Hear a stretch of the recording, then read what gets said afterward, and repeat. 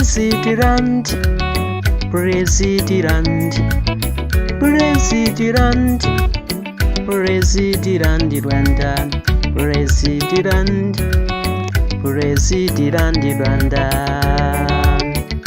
Dear friends from all over the world, I have interesting message for you. I am now going to tell you about my inherited land, the land given by the Holy God from heaven. It's a land with beautiful hills. It's a land with very attractive places. Come and visit Rwanda. President given by Holy God from heaven, from heaven. President with a beautiful hills. President with attractive places. President with a strong leadership. President, President Rwanda, President, President Rwanda, President, President Rwanda.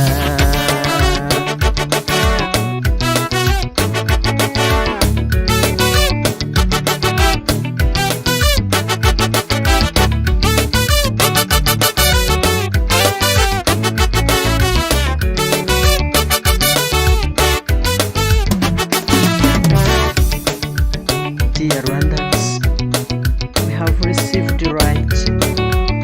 We are no longer in the darkness. We are now enlightened. We need to harmonize ourselves in order to build a strong pillar of peace.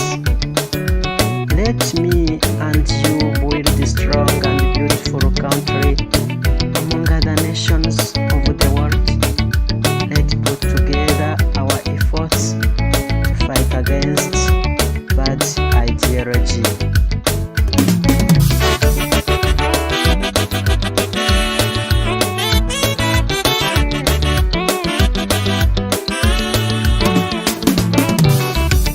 President with rivers of peace. I love you, Rwanda. I love you, Rwanda. President with safe citizens.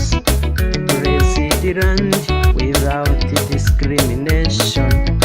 President chosen by God to be the source of right in the world.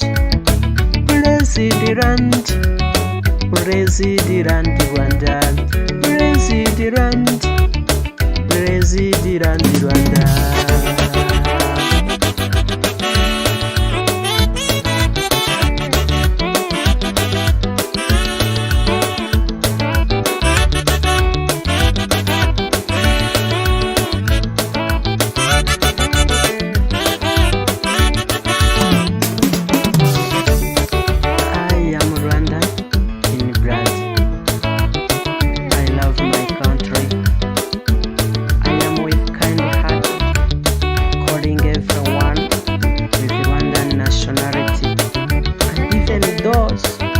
Decided to be foreigners, but with origin of Rwanda. Rise up, please stand on your origin. Let's show the world that we are a strong country with peace and unity. Dear God, I pray for Rwanda. Throw the river of blessings to all citizens. Bless the leaders of our country. Let them be wise. Bless the President of Rwanda, His Excellency Paul Kagame, in Jesus Christ.